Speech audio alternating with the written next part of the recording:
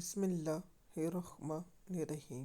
M S news HD5 کی ناظرین السلام علیکم۔ امید ہے کہ آپ لوگ سب خیریت سے ہوں گے۔ جو مین ٹاپک بہت انتہائی اہم ٹاپک ہے، یہ ٹاپک ہے ونزویلا کے صدر کو امریکہ نے اغوا کر لیا اور ملک میں گھس کر ایک دہشت گردی کی۔ امریکہ فورس جو ہمیشہ کی طرح دہشت گردوں کی طرح آتی ہے اور لوگوں کو اغوا کرتی ہے، پہلے اس کو افغانستان میں شکست ہوئی، اس کے بعد عراق نے، شام میں، اب ونزویلا میں ہوئی۔ آپ سوچ رہے ہوں گے کیا ونزویلا کی فوج نے، جو ہمیں ذرائع نے یا ہم نے ذرائع سے ریسرچ کیا، وہاں ان کی فوج نے امریکہ کے جہازوں کو اندر آنے دیا اور ونزویلا کے صدر کو اغوا کر کے امریکہ لے گئے۔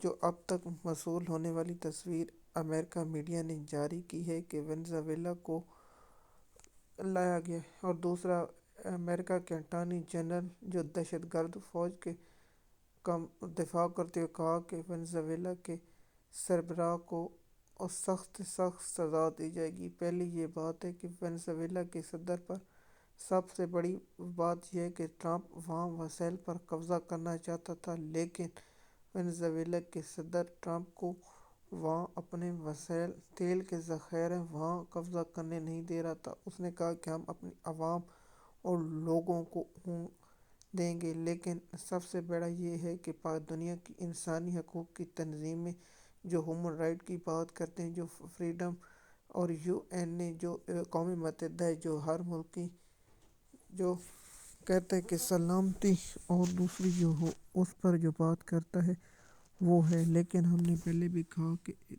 اقوام متحدہ انسانی حقوق کی جو تنظیمیں صرف امریکہ، یورپ اور برطانیہ کا مفاد کے لیے، تحفظ کے لیے بنے گی۔ نہ اس نے آج تک فلسطین کا مسئلہ حل کیا ہے، نہ چھوٹے ممالک کا مسئلہ حل کیا ہے، نہ افریقہ کا مسئلہ حل کیا ہے، نہ کشمیر کا مسئلہ حل ہوا ہے۔ صرف امریکہ، یورپ اور برطانیہ کے مفاد کے لیے یہ اقوام متحدہ، یہ انسانی حقوق کی تنظیمیں بنی ہوئی ہیں، لیکن اصل میں یہ حقیقت میں انسانی حقوق کی تذلیل کرتی ہیں۔ اب دیکھتے ہیں کہ ونزویلا کی فوج یا اس کے دیگر عوام اس پر کیا رد عمل دیتے ہیں۔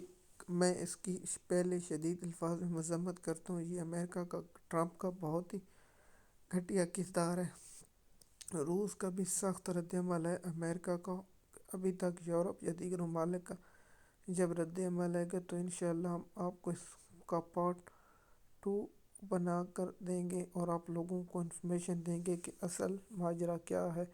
اور ونزویلا کا جنگ کا معاملہ تھا، جب پہلے دھماکے ہوئے تو ہم رپورٹ کرنے والے تھے، لیکن ہم اس کے بعد دیکھتے ہیں کہ 3-4 گھنٹوں میں ہوتا ہے۔ اب اس کے بعد ایران کا معاملہ ہے، اور جہاں ایران کے احتجاج ہو رہا ہے اس کی بھی تفصیل آپ لوگوں کے ساتھ شیئر کریں گے اور آپ لوگوں کو ان معاملات سے بھی آگاہ کریں گے۔ ایم ایس نیوز کی ناظرین، جیسے کہ آپ جانتے ہیں کہ دنیا میں اس وقت کیا چل رہا ہے اور کیا ہو رہا ہے، جیسے پہلے ہم نے آپ کو UAE اور سعودی عرب کا معاملات بتایا، اب یہ ونزویلا کا جو معاملہ ہوا اس کی بھی تفصیلات آپ لوگوں کے ساتھ شیئر کے۔ مزید معلومات کے لیے آپ ہمارے YouTube چینل پر ہیں تاکہ آپ کو اس وقت پر انفارمیشن ملتی رہے۔ شکریہ۔